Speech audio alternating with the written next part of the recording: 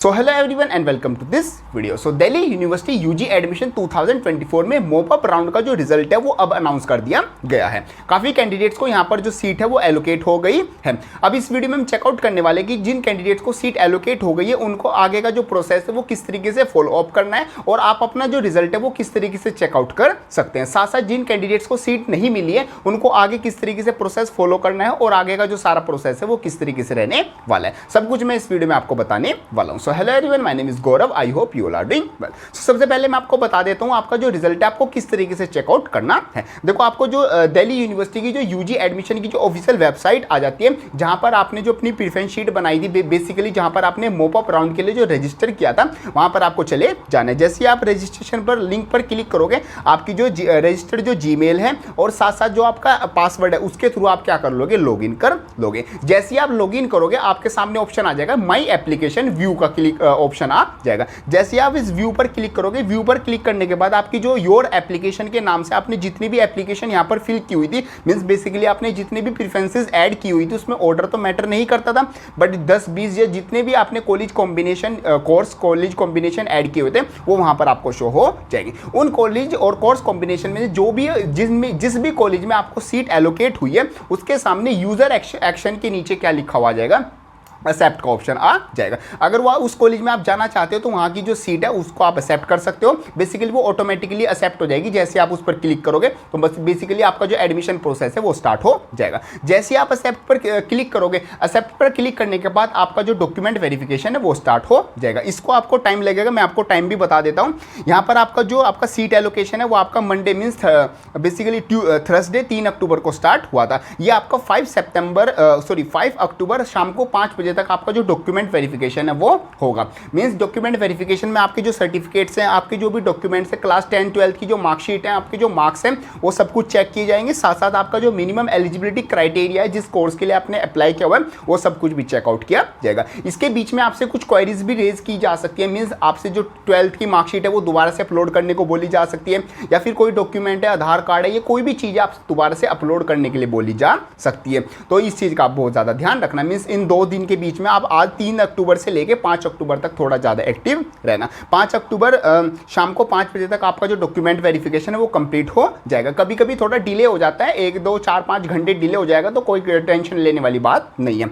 अब फिर आपको 6 अक्टूबर शाम को 5 बजे से पहले अपनी जो फी पेमेंट है वो कंप्लीट करनी होगी। 6 अक्टूबर को आपके पास जो वैसे तो आपके पास 5 अक्टूबर 5 बजे के बाद ही आपके पास फी पेमेंट का ऑप्शन आ जाएगा, लेकिन कई बार डॉक्यूमेंट वेरिफिकेशन में टाइम लग जाता है, थोड़ा डिले भी हो सकता है। बट आपको लास्टली 6 अक्टूबर शाम को 5 बजे से पहले अपनी जो फी पेमेंट का लिंक है वो आपके पास आ जाएगा और आपको जो भी कॉलेज या कोर्स मिला है उसकी जितनी भी फी है वो आपको क्या करनी होगी, टाइम से पे करनी होगी। जैसे आप अपनी फी पेमेंट कंप्लीट कर दोगे, आपका जो कॉलेज में जो एडमिशन है, वो जो सीट है वो क्या हो जाएगी, बिल्कुल कन्फर्म हो जाएगी। ये पूरा आपका प्रोसेस रहने वाला है। इसी के बीच में आपको एक और डॉक्यूमेंट अपलोड करना होगा जिसको हम बोलते हैं अंडरटेकिंग। देखो, अंडरटेकिंग में बेसिकली आपसे क्या पूछा जाएगा, बेसिकली आपसे बताया जाएगा कि जो मेरा एडमिशन हुआ है वो राउंड अप, मतलब कि जो मोप अप राउंड था उस राउंड के थ्रू मेरा एडमिशन हुआ है और मैंने यहाँ पर अपने क्लास 12 के जो मार्क्स है वो भी बिल्कुल सही फिल किए हैं और जो भी मैंने इन्फॉर्मेशन प्रोवाइड की है दिल्ली यूनिवर्सिटी एडमिशन ब्रांच को वो बिल्कुल करेक्ट मेरी आती है। अगर इस इन्फॉर्मेशन में कुछ भी इनवैलिड होता है, मान लो मेरा कोई डॉक्यूमेंट इनवैलिड रहता है,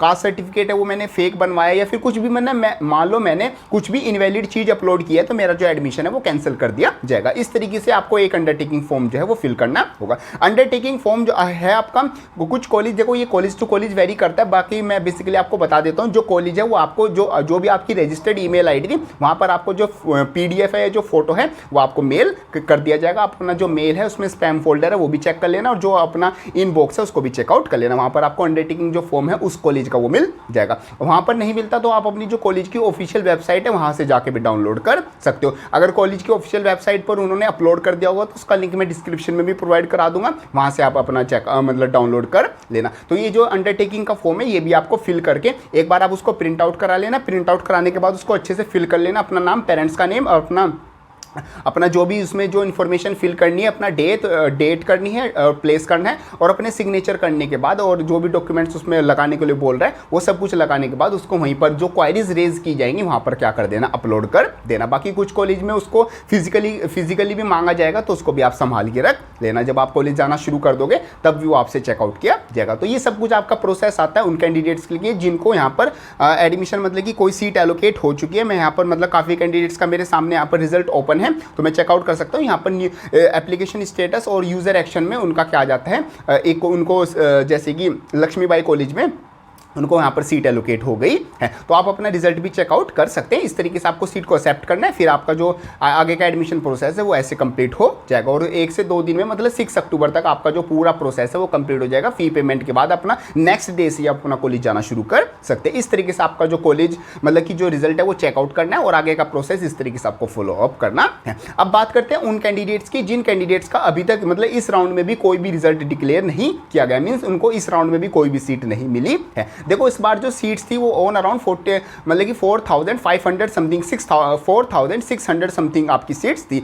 और जो जिन कैंडिडेट्स ने अप्लाई किया हुआ था वो 9700 समथिंग आपके कुछ कैंडिडेट्स आते थे। मतलब 50% मीन्स 1:2 रेशो का आपका जो था कॉम्पिटिशन था, मीन्स 1 सीट के लिए 2 कैंडिडेट्स यहाँ पर फाइट कर रहे थे। तो यहाँ पर हाफ कैंडिडेट्स को तो सीट एलोकेट हो गई होगी, लेकिन कुछ ऐसे कैंडिडेट्स भी बचते हैं जिनको अभी तक कोई भी सीट एलोकेट नहीं हुई है। तो आप क्या कर सकते हो, आपके पास एक ऑप्शन आता है, या तो आप अपना ईयर ड्रॉप लेकर अपना जो नेक्स्ट ईयर की जो CUT की प्रिपरेशन है उसको स्टार्ट कर सकते हो। और बिल्कुल अच्छे तरीके से अब आपने 1 साल प्रिपरेशन कर भी ली है, अब आपको पता भी चल गया क्या मेरे को पढ़ना है, क्या मेरे को कितना पढ़ना है और कितनी कट ऑफ रहती है, दिल्ली यूनिवर्सिटी में जाने के लिए कितनी मेहनत मेरे को करनी होगी। बाकी मैं एक नेक्स्ट वीडियो लेके आऊँगा जहाँ पर आपको ड्रॉपर्स जो है मतलब कि जो ईयर ड्रॉप कर रहे हैं नेक्स्ट ईयर CUT के लिए उनको क्या स्ट्रेटेजी रखनी चाहिए ताकि नेक्स्ट ईयर उनका फर्स्ट मतलब कि फर्स्ट राउंड में जो उनकी फर्स्ट प्रेफरेंस है वही उनको मिल जाएगी। किस तरीके से उनको पढ़ना चाहिए, जिस भी कॉलेज है जिस भी यूनिवर्सिटी में वो जाना चाहते हैं वहाँ पर वो अपना जो एडमिशन है वो कंफर्म कर सकते हैं। उसकी वीडियो भी 1-2 दिन में आपको मिल जाएगी। तो चैनल को सब्सक्राइब करके नोटिफिकेशन बेल और जरूर कर लेना फॉर CUT 2025। एक तो वो अपना ईयर ड्रॉप कर सकते हैं, या फिर उन्होंने अगर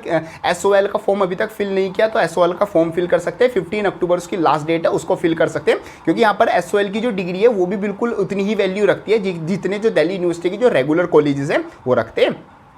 तो आप अपना SOL में जो डिग्री है उसको परस्यू करना स्टार्ट कर सकते हैं। आपका जो ईयर गैप है वो बच जाएगा, मतलब 1 साल का अपना जो टाइम है उसको भी आप यूटिलाइज कर लोगे। साथ में आपके जो बहुत सारे स्किल कोर्सेज होते हैं, कंप्यूटर के कोर्सेज होते हैं, काफ़ी ऐसे कोर्सेज होते हैं, उनको भी आप कर सकते हो। एक मैं सेपरेट वीडियो बनाऊंगा कि आप मतलब कि अगर ईयर गैप ले रहे हो या फिर फर्स्ट ईयर में आप किस टाइप के जो कोर्सेज है उनको कर सकते हो ताकि आपकी स्किल डेवलपमेंट हो, आपको काफ़ी चीज़ें लर्न करने को और काफ़ी चीज़ें सीखने को मिले और काफ़ी चीज़ें आप अर्न भी कर सकते हो उनको सीखने के बाद। काफ़ी सर्टिफिकेट्स ऐसे होते हैं उनके थ्रू आपकी इंटर्नशिप और मतलब काफ़ी जगह कंपनीज में भी आपकी हेल्प होने वाली है। तो इस तरीके से आपका पूरा जो मॉपअप राउंड का जो रिजल्ट है वो उस तरीके से आता है। देखो मॉपअप राउंड सेकंड आएगा या नहीं आएगा उसके बारे में हम कुछ नहीं कह सकते। वैसे जो मॉपअप राउंड होता है उसका मतलब ही यही होता है कि मॉपअप मतलब कि सब कुछ क्या कर दिया, एकदम क्लीन कर दिया, मतलब एक ही राउंड में सब कुछ कंप्लीट कर दिया। बट फिर भी एक मतलब कि होप लगा सकते हैं कि जो मॉपअप राउंड सेकंड है शायद उसके कुछ चांस बन जाए। वैसे अभी दिल्ली यूनिवर्सिटी की साइड से कोई भी ऐसा ऑफिशियल नोटिफिकेशन नहीं है कि मॉपअप राउंड कराया जाएगा या फिर नहीं कराया जाएगा। वैसे चांसेस बहुत ज़्यादा कम होते हैं। तो आप अपना ईयर गैप नेक्स्ट ईयर की तैयारी कर सकते हैं, या फिर आपने अगर किसी और यूनिवर्सिटी में एडमिशन ले लिया था तो आप वहाँ पर अपना जो पढ़ना है वो रेगुलर स्टार्ट कर सकते हैं, वरना आप SOL को भी चेकआउट कर सकते हैं। तो ये सब कुछ आपका जाता है फॉर दिस वीडियो। होप करता हूँ ये वीडियो आपको मतलब कि अच्छी लगी होगी। वीडियो में जो मैंने आपको समझाया वो सब कुछ आपकी समझ में आ गया होगा। ये वीडियो आपके लिए काफ़ी हेल्पफुल रही होगी। वीडियो हेल्पफुल लगे इसको लाइक जरूर कर देना एंड यस जाते वक्त चैनल को सब्सक्राइब जरूर कर देना। सो मिलते हैं अपनी नेक्स्ट किसी हेल्पफुल वीडियो में, तब तक के लिए थैंक यू।